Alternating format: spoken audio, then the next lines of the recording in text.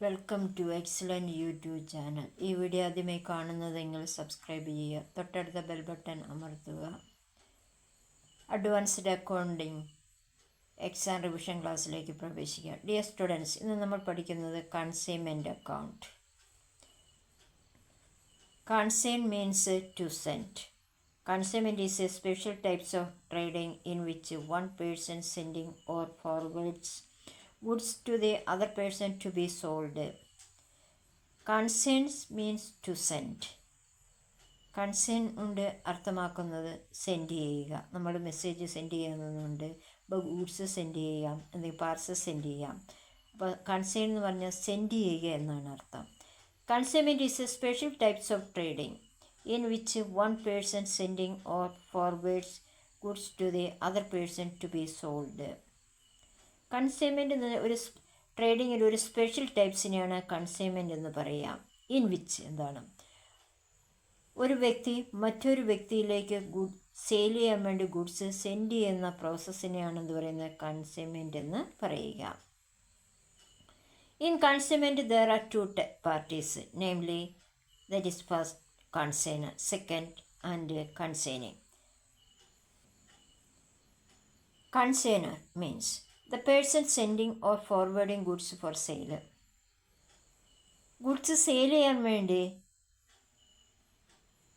Persons send ചെയ്യുന്നാൽ forward ചെയ്യുന്നതിനെയാണിത് consignor എന്ന് പറയും. ഇവിടെ കൺസൈനർ എന്ന് പറഞ്ഞിട്ടുണ്ടെങ്കിൽ principal, that means owner.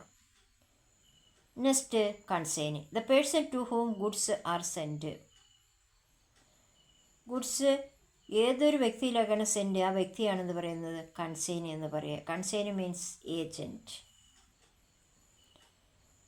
Next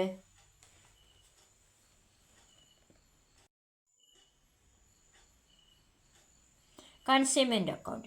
it is a nominal account prepared to find out profit or loss on consignment. Consignment account എന്ന് പറഞ്ഞാൽ ഒരു nominal അക്കൗണ്ടാണ്. That means expense, incomes, gains, losses ഇങ്ങനെ വരുന്ന കാറ്റഗറിയാണെന്ന് പറയുന്നത് നോമിനൽ അക്കൗണ്ട്സ് എന്ന് പറയുക.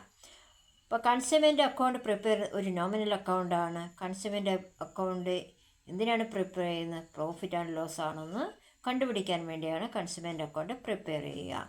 Next documents used in consignment business.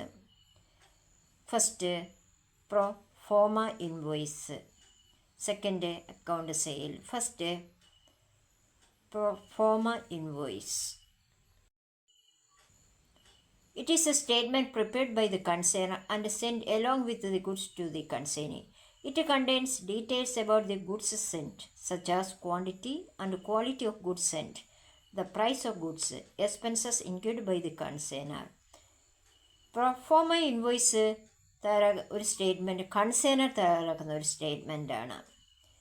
Goods send ചെയ്യുമ്പോൾ, കൺസൈനിക്ക് ഗുഡ്സ് സെൻഡ് ചെയ്യുമ്പോൾ വരുന്ന ഡീറ്റെയിൽസ് എന്തൊക്കെയാണ്, അതാണ് പെർഫോമ ഇൻവോയ്സിൽ ഇൻക്ലൂഡ് ചെയ്തിരിക്കുന്നത്. It contains details about the goods send such as quantity and quality of the goods send. Goods send ചെയ്യുമ്പോൾ അതിൻ്റെ ക്വാണ്ടിറ്റിയും ക്വാളിറ്റിയും, അതുപോലെ the price of the goods, ഗുഡ്സിൻ്റെ price, expenses include by the കൺസൈനർക്ക് എത്ര എക്സ്പെൻസ് എന്ന്, ഇത്തരം കാര്യങ്ങൾ തയ്യാറാക്കുന്ന ഒരു സ്റ്റേറ്റ്മെൻറ്റാണിത് പെർഫോമ ഇൻവോയ്സ് എന്ന് പറയുക. Next account sale.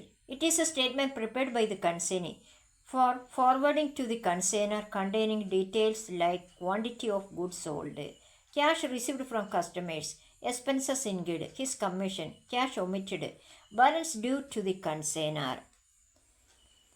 കൺസൈനി തയ്യാറാക്കുന്ന ഒരു സ്റ്റേറ്റ്മെൻറ്റാണ് അക്കൗണ്ട് സെയിൽ എന്ന് പറയുക. ഗുഡ്സ്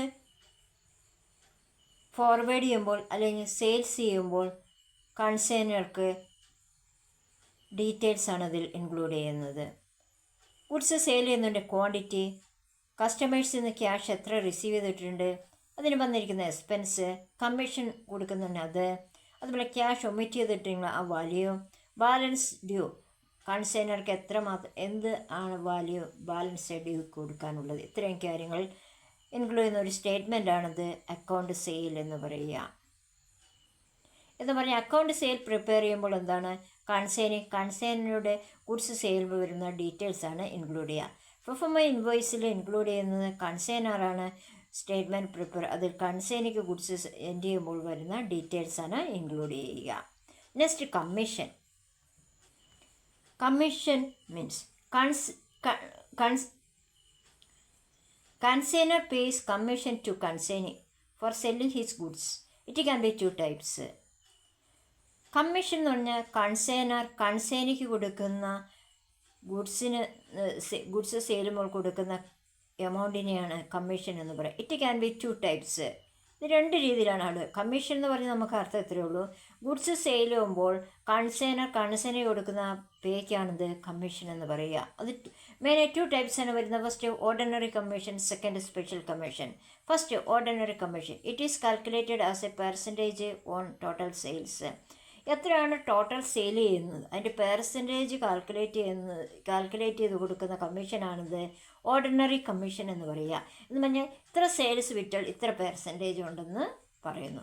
അങ്ങനെയാണ് ടോട്ടൽ സെയിൽസ് പെർസെൻറ്റേജ് കാൽക്കുലേറ്റ് ചെയ്യുന്ന കമ്മീഷനാണ് ഓർഡിനറി കമ്മീഷൻ എന്ന് പറയുക. Next special commission. It is the commission over and above the normal commission paid to the consignee. It can be sub divided into to.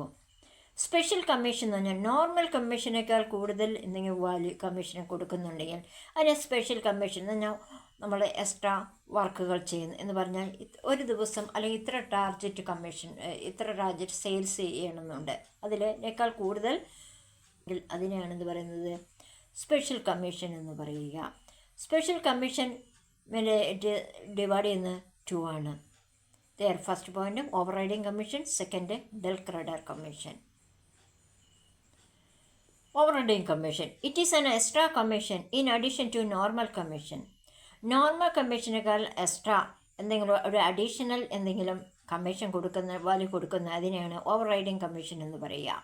B del credere commission. It is the additional commission received by the agent as a consideration towards the bearing of risk of bad ഡെബ്റ്റ്സ്.